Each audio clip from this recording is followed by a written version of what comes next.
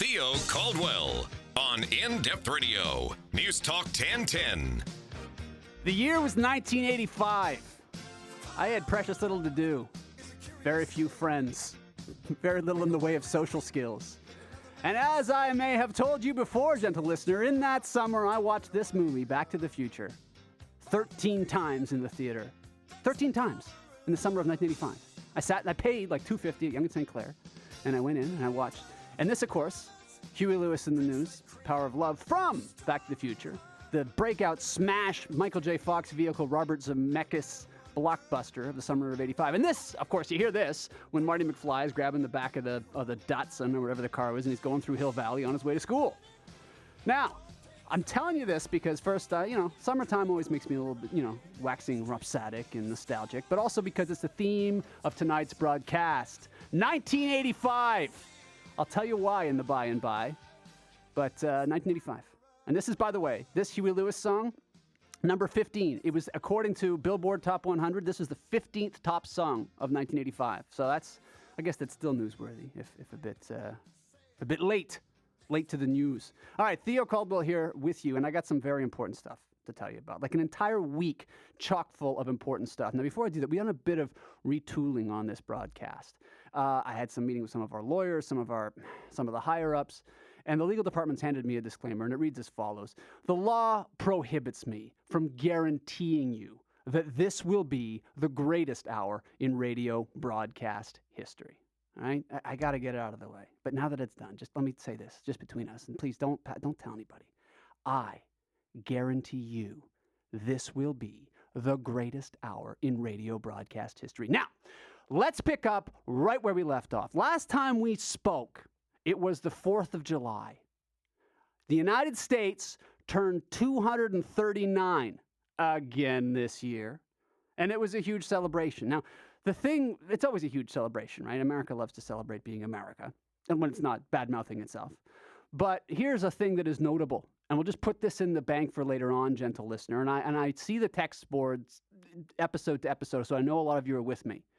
You remember how leading up to the 4th of July, it was all over the news here in Canada and in the United States. Oh, everyone's so worried about a terrorist attack. There's going to be a terrorist attack on the 4th of July. Oh, everybody shelter in place. A terrorist attack is coming on the 4th of July. Peter King, you may not know who he is. He's a Yutz, Republican congressman from New York City. I know that sounds counterintuitive because not all Republicans in New York, but he's from Staten Island. He's the Homeland Security chairman, or he was. Oh, I've never been so worried since 9/11. Ah! You know what happened? You want to know about the terrorist attack that happened on the 4th of July? Zippo. Zilch. Nothing.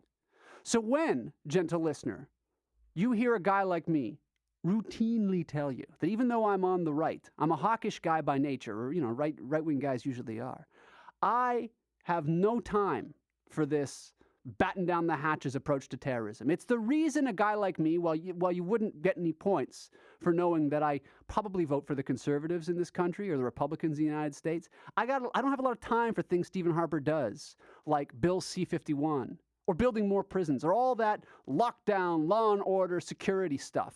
Because you know what happens again and again and again? We get told, oh, the greatest threat is coming, the sky is falling, the wild things are coming here from where they are. Oh my God. And it doesn't happen, okay?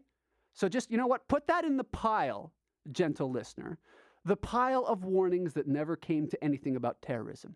And that happened 4th of July, okay? The last time we spoke. Now, I bring this up, one, to get on my high horse, as you know that I like to do. But second, because I am going to deal in a moment with another topic on the other side of the political spectrum, on the leftward side of the political spectrum, where people are constantly telling us that the world is ending, it's all over, oh my God, go run for the hills, but the hills are, you know what I'm talking about. I'm going to get to it in just a second. But the idea that people keep crying wolf, saying the sky is falling, and it doesn't happen. It's a left and a right thing. For the right, you hear about terrorism, and on the left, you hear it about this topic. I'm going to get to it in just a second. Anyway, so Saturday, 4th of July, America turns 239, absolutely nothing happens, nobody attacks anybody. Okay, that was Saturday. Sunday, and this story developed through the week. I know you've seen this. Even if you just glanced at the news anywhere. On Sunday and early this week, you heard about Greece. Greece, not Greece 2, the original. Greece voted no And you saw people with their face painted like a Greek Braveheart, people celebrating in the street for having voted no. What did they vote no to, gentle listener? What did they vote no to?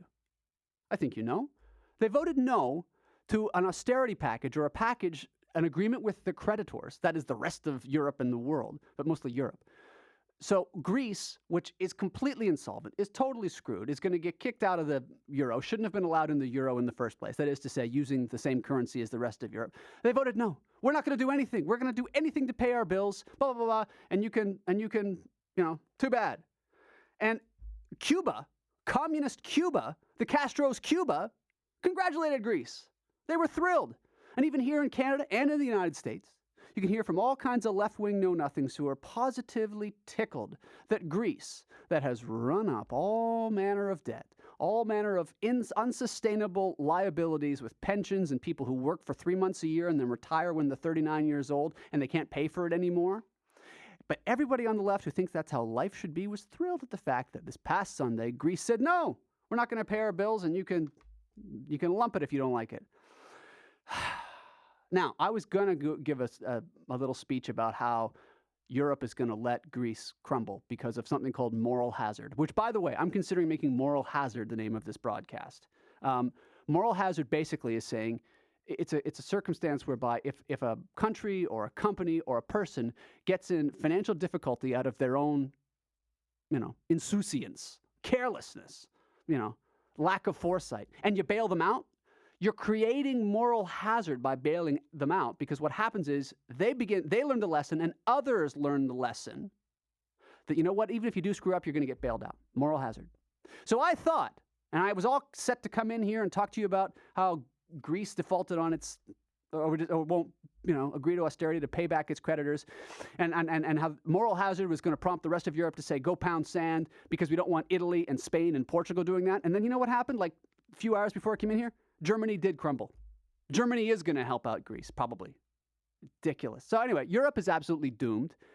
You can't have a common currency for a bunch of disparate economies like that. So while I've mentioned how terrorism is a complete red herring for the right, and I'm about to give you a topic on the left, how they're constantly telling you the world is actually going to fall apart, I'm telling you the truth about Greece. It is going to fall apart, okay? Margaret Thatcher said that the problem with socialism is you run out of other people's money. Well, Mark Steyn extrapolated that. The greatest columnist in the world, Mark Steyn, said, you know what? In the case of Greece, where you have a shrinking demographic, no more young people, no more people paying into the pension system, not only you run out of other people's money, you run out of other people. So Greece is unsustainable. Greece is done as an economy, and that's, it's going to be nothing but a vassal of Germany and the rest of Europe, and that's how it is. And you know what? Whatever. If nobody wants to learn the lesson, fine. All right.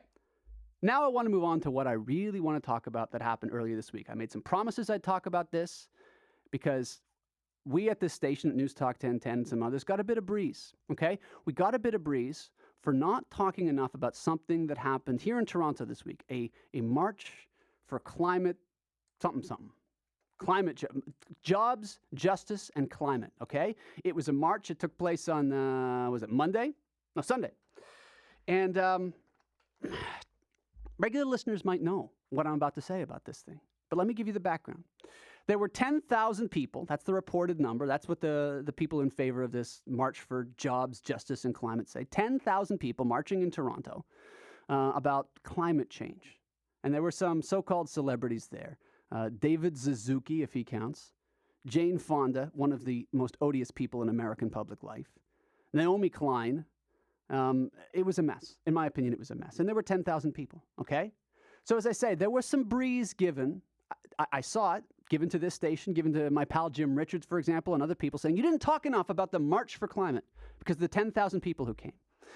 Two things. First, 10,000 people, it's fine, but it's not that many, okay? It's like half the number of people who go to a Leafs game, and the Leafs completely suck, as you very well know. So 10,000 people doing anything in a big city like Toronto is not a big deal. But let's deal with the issue of this March for Climate, Jobs, and Justice. In fact, even the title I find intriguing. Jobs, Justice, and Climate. You know something? This kind of left-wing stuff about so-called income inequality, so-called social justice, and of course, green being the new red, climate change. All this stuff, gentle listener, never comes a la carte. does it? It's always part of a package. It's always part of a leftist, totalitarian, control freak, drum circle, ponytailed package of hippie nonsense. So, having been urged from a number of quarters that I and this station generally should discuss more this march for jobs, justice, and climate, I'm more than happy to do so. Now, I have in front of me 2 articles from the Toronto Star, the aptly named Toronto Red Star, about this march for jobs, justice, and climate. The first is just ostensibly a straight-up news story. It's by someone named Tamara Kondaker, staff reporter. Okay, now I got nothing major against this article. Here's what it just describes what I've just told you: a march about climate change, people with paper mache, effigies of Stephen Harper, the same stuff, Greenpeace, this, that, the other. 2 things struck me about this Toronto Star news article. One, this thing is so eager to be politically correct. The article uses the word diverse twice in the same sentence, because they love diversity, right? And you know what diversity means to the left. It means people who look different but think the same. It says, the diverse assembly of protesters representing groups as diverse as no one is illegal, Greenpeace, blah, blah, blah, blah. Anyway, it just talks about what I've described. But when we come back, gentle listener, I want to talk about something else, an opinion piece, an overt opinion piece, a column, if you will, in the Toronto Star by someone named Catherine Porter. And she wrote something that was, I thought it was a joke. I thought it was I thought I was being punked halfway through the column, just from the prose itself. That was before this column said stuff that was flat out not true about a friend of mine, a guy named Ezra Levant, whom you might have heard of. And I got a bone to pick with this when we come back. We built this city.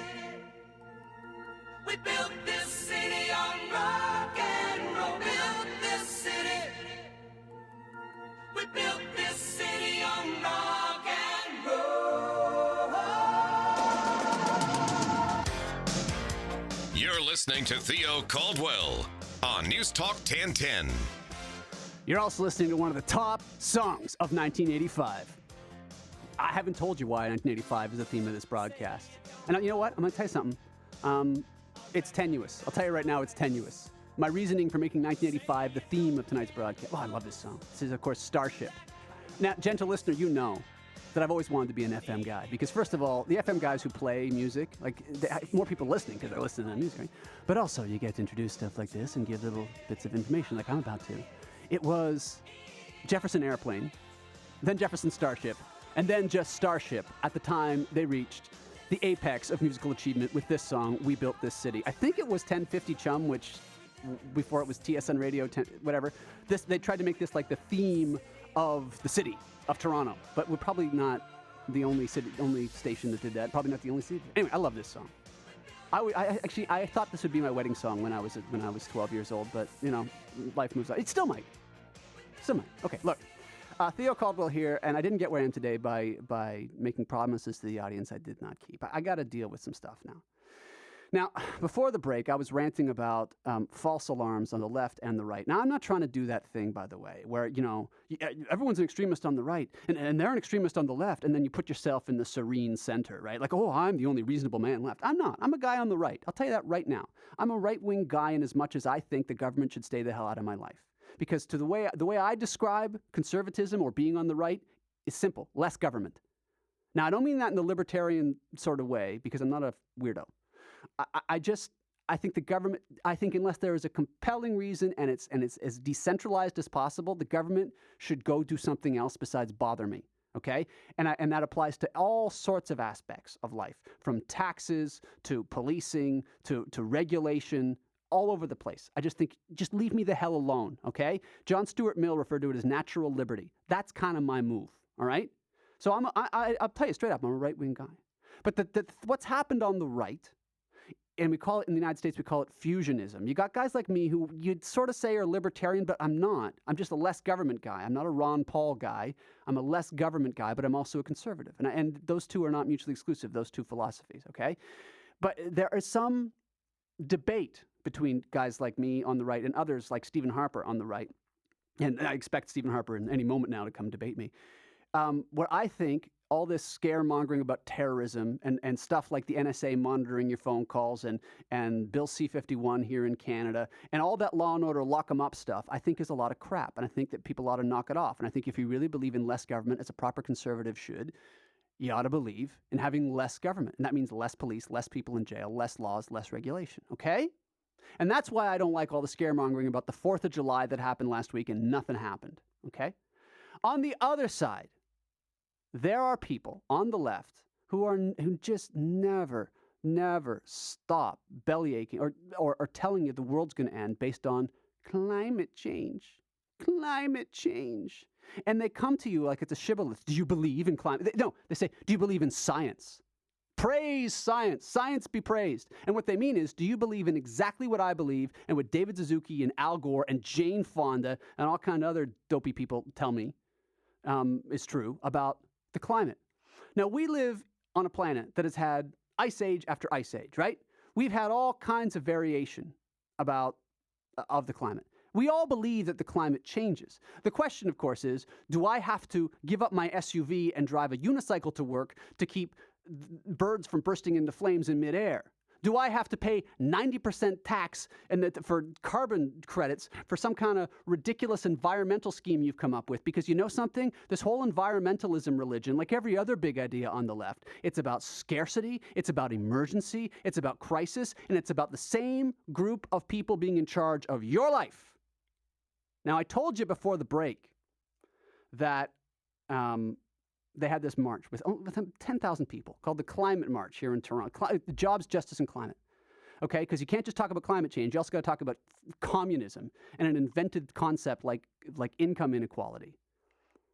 And we had heavyweights like Jane Fonda here. Jane Fonda, who sat in anti-aircraft guns in Vietnam when her own country was fighting a war there. Jane Fonda, who is reliably accused of handing over notes that American POWs gave her, handing them over to their captors in North Vietnam, okay? That's who Jane Fonda is. A nightmare of a person. But now she's going to tell us how to live our lives and what kind of car we can drive. And Al Gore is going to fly around on a private jet. So they were here. And I told you that there were 2 Toronto Star articles about it. One, ostensibly a straight news article describing it. But here's the other one, Catherine Porter. Now, she wrote this piece, and you can find it online. It was published on Monday, July 6th. The first sentence of Catherine Porter's column in the Star about this climate march is this: "My daughter's first protest started off with a fight." Now, I got so many things that are wrong with that sentence. Your daughter's first protest. Why are you taking your daughter to political protest? Why are you politicizing your daughter? Well, she answers it, Catherine Porter, in this column. She goes on and on about her daughter and how her young child believes in climate change. And she heard about my friend Ezra Levant, who's also admittedly a right-wing journalist, I guess you'd call him, pundit. And how Ezra doesn't believe in man-made climate change, or at least has questions about man-made climate change. Ezra, like me, like a lot of people, doesn't want to just say, oh, well, David Suzuki says so. Well, then that's science, and we all believe. Anyway, so Catherine Porter's young daughter is gobsmacked that somebody doesn't believe in climate change. And Catherine Porter does the usual thing that people like this do on the left. They say, even a child knows that man-made climate change is real. Let me tell you something. You can get your kids to believe anything. You can tell your kids anything. You can fill them with all the biases that you have. As Homer Simpson said, kids are great. You can teach them to hate the things that you hate. So just because your kid repeats back to you what you've indoctrinated them to believe, then don't turn around and point to your child as an appeal to authority and say, see, even a child knows it. No, that child is desperate for your approval. That child has been force-fed what you believe. And then you bring them to a political protest, the first one, which suggests that the first of many, you're going to keep bringing your child to political protest. Anyway, according to Catherine Porter in the Star, her child innocently walked up to my friend Ezra Levant. Now, by the way, I say friend Ezra Levant. Ezra and I have been friends for like 15 years. But I'm not even, the last conversation we had was like the first argument we've ever had, and we haven't spoken since. So I don't even know if this guy likes me anymore, honestly. I like him. I admire the guy, but I can tell you, I'm not doing this to stick up for Ezra Levant. I'm making a point. So I read the Catherine Porter article, and at first I thought it was so insane with all the stuff about drum circles and this is what democracy looks like and hey, hey, ho, ho. And I thought it was a joke because I can't believe there are people who do this kind of left-wing chanting, placard-hoisting protests. Still, to this day, this cliche crap without irony. But then she writes this whole thing in the Toronto Star about how Ezra was mean to her and how was difficult with her and fought with her young daughter. And I thought, well, that's not so good. That's not such a good thing. So besides the fact that Catherine Porter's Star article about this climate change thing seemed to me ridiculous, then she accused Ezra of being unpleasant to the child and of being difficult and everything else. But here's the move. Ezra Levant had video of what happened. So Ezra showed the video of his exchange with Catherine Porter's daughter. It was actually quite pleasant. Now, Ezra's got kids of his own. And I can tell you, knowing Ez for a long time, he knows how to deal with kids. He loves kids. He loves his kids more than anything else. The guy works like nobody I've ever met to look after his family. And the idea that he would be mean to a child is just like, whatever. So, of course, in the video bears that out. Yet Catherine Porter is writing this about him. Even little things like Catherine Porter writes that her daughter said to Ezra, "You're being mean to my mom." Now, you watch the video. That's not what the child said. The child said, "That's my mom you're talking to." Now, look, this is a newspaper. This is the Toronto Star, the highest circulation newspaper in Canada. I've never heard of Catherine Porter before, but I'm sure she's a big, big, big, big star, right? Because I'm not the target audience. So the point is this. These people on the left, these climate change activists who want to use the environment and science as they understand it and demand you accept it to be, to control your life, and they will stop at nothing. They will say anything in an ad hominem way to vilify, to delegitimize anybody who disagrees with them. So you know what? Be careful what you wish for. Yeah, maybe we didn't talk a lot about the 10,000 people at this commie march for income inequality and jobs and climate and this and that on this station. Maybe we didn't talk about it enough for your taste for the 10,000 people. But you know something? From the reportage I did see, as usual, it was sky is falling, commie, give us your money, hand over your car, here's your unicycle crap, as we've seen from the environmentalists for years. This is Theo Caldwell. Be right back.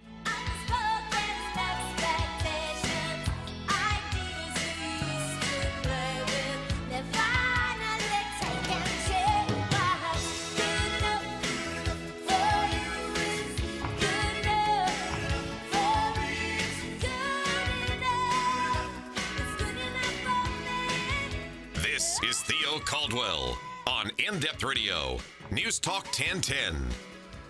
The theme is 1985. I have yet to disclose why the theme of this broadcast is 1985, but this song here playing, just let it run.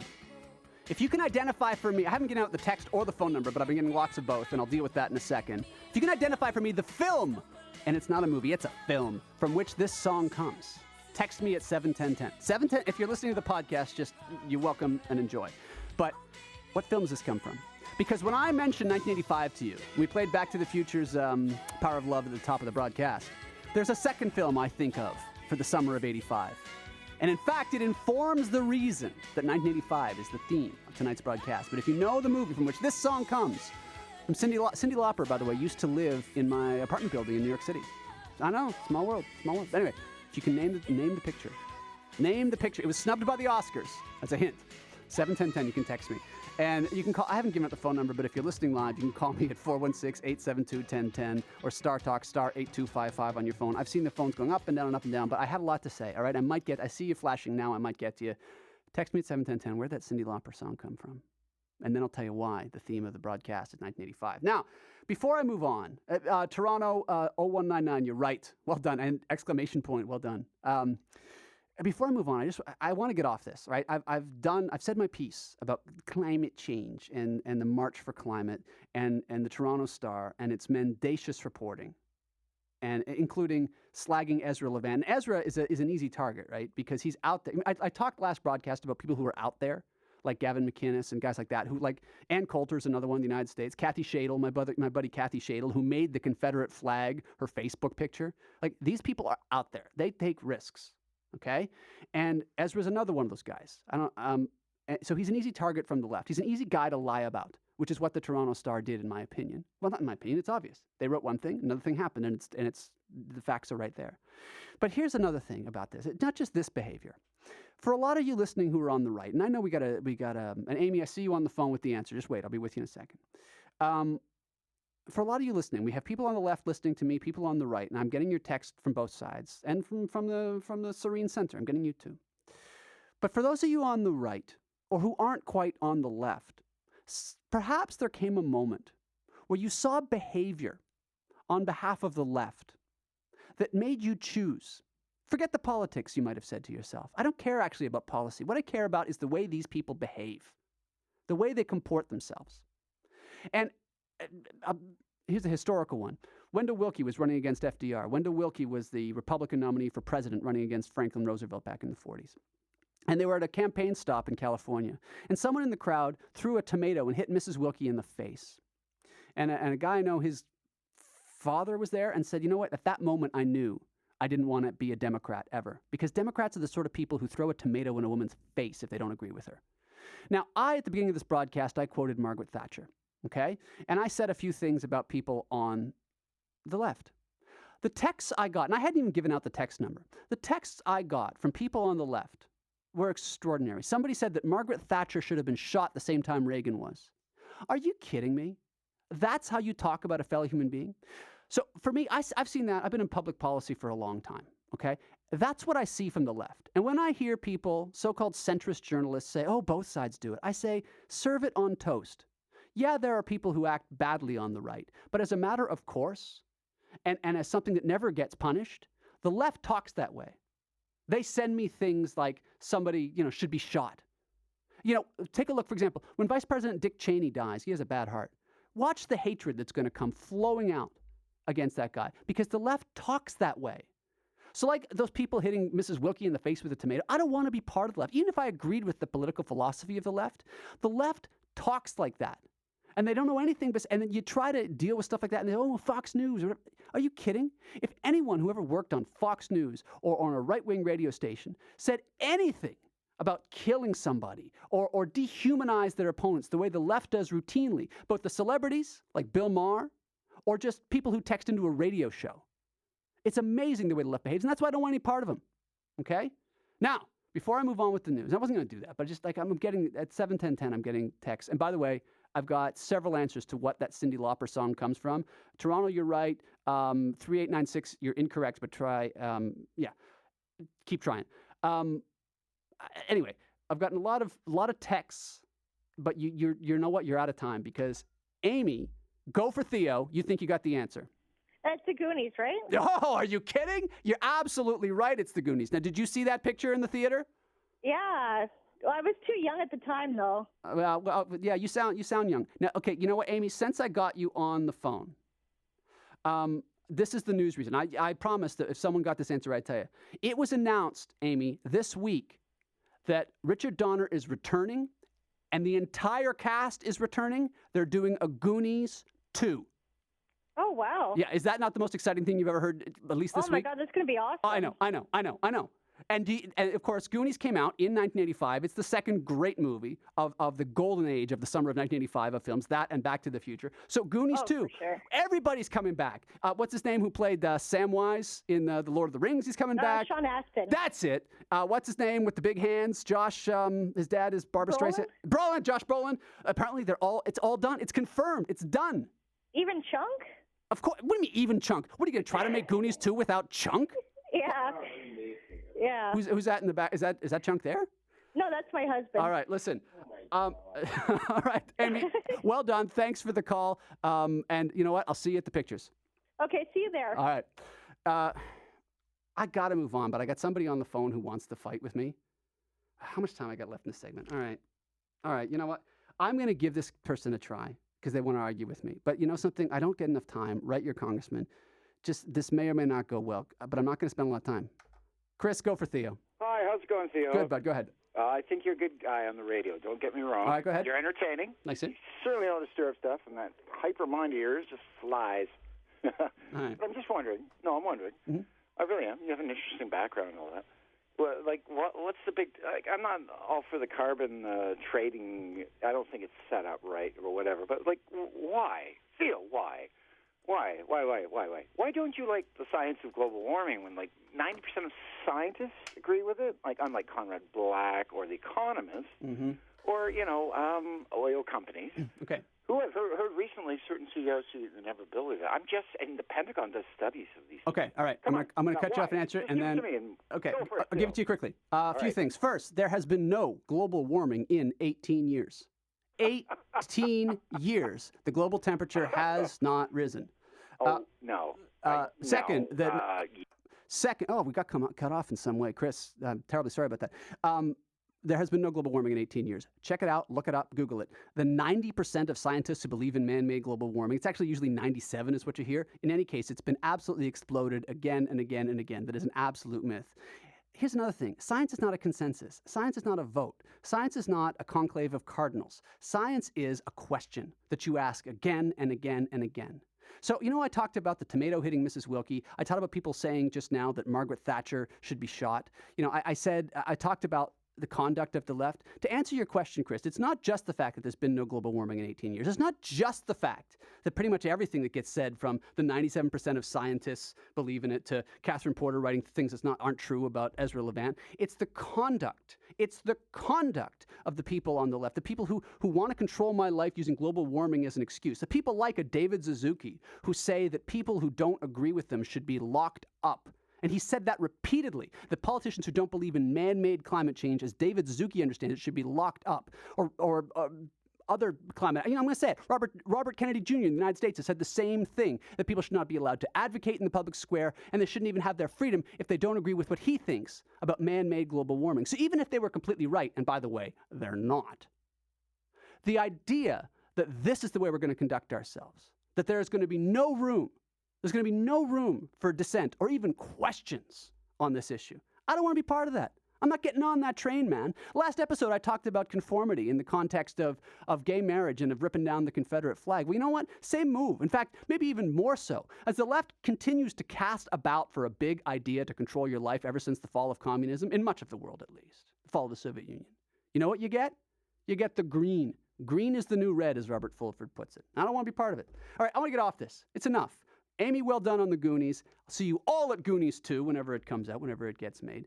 I see the phone's lighting up. I may or may not talk to you, but text me at 71010 if you're listening live as we move along. Now, Sunday, history was also made this past week. The Grateful Dead performed its last concert. After 50 years, the Grateful Dead, people following them around. Now, I've never got this Grateful Dead thing. Some people very close to me do. Okay? But I admire the fact that they ended their 50-year career, these Grateful Dead, with 3 words. Please be kind. You know what? I like to think, starting next episode, I'm going to take that to heart. Please be kind. So, I got one more topic I'll introduce. We'll go to break, and then I'm going to finish out the rest of the news of the week. Don't call me. I see the phones lighting up about climate and icebergs. This is not a climate change show. And honestly, do some reading. You know what? In the Catherine Porter piece, she said, I quote directly, she goes, "Why waste precious time arguing," she said, of going to this tambourine-banging lefty commie thing. She said, "The whole point of coming here was to be surrounded by like-minded people." It's Catherine Porter writing in the Toronto Star about the climate march. Exactly. You calling in, the last guy who calls in, the people who text in, you all hang around with the same people and you all say the same stuff to each other and you never bother to check it out. You never bother to check it out. So the first time you ever hear that there's been no global warming in 18 years is when you call to talk to me. Well, it's true, Chris, or whoever you were, clucking away. Well, Chris, I know, I don't mean to be disrespectful. I know your name is Chris. Point is, you don't know it because all you do is talk to each other. Just like Catherine Porter, who said the whole point of the movement is to stick with people who think just like they do. Now, we'll take a break in a second. When we come back, I want to say another word about the Uber and taxis. The mayor of Toronto, John Tory, weighed in on it. I got a couple thoughts. This is Theo Caldwell. We'll be right back.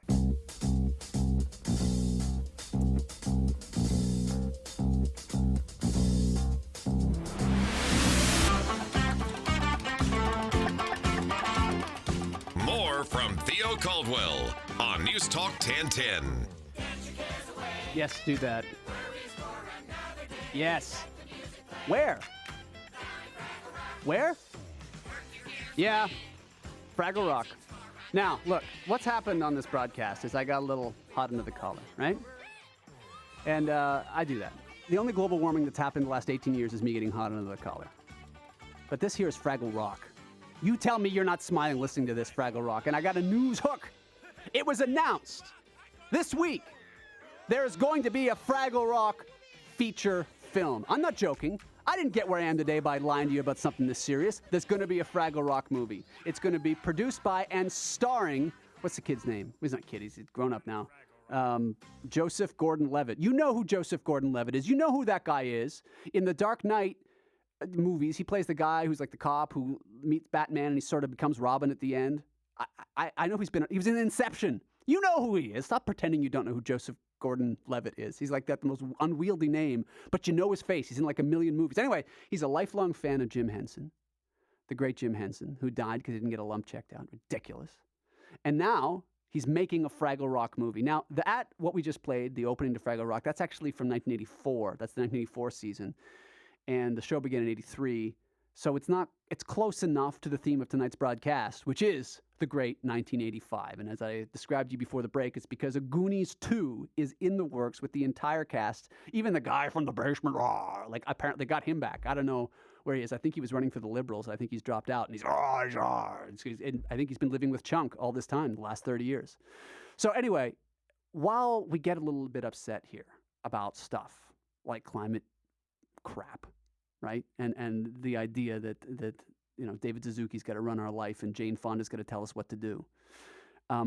There is beauty to behold in this world. Goonies 2 and the Fraggle Rock movie are submitted as Exhibits A and B. Right. Now, oh my God, I can't get away from this climate, global warming stuff. I got people texting me saying that global warming is about change of climate and not necessarily heat. And okay, my God, I'm old enough to remember when it went from being global warming to climate change because there was no blessed global warming. It's a scam. It's an economic shakedown. Even if it weren't, the conduct of the people who advocate this global warming stuff and the absolute mountebankery that is carbon trading, the way they conduct themselves and the way they talk about people on the other side, the fact that they cannot believe there's a legitimate point of view on the other side or even a question, like people who laugh. I've had this again and again. People who call in, I give my side of it, and they just laugh because they don't know. They've never heard the other side.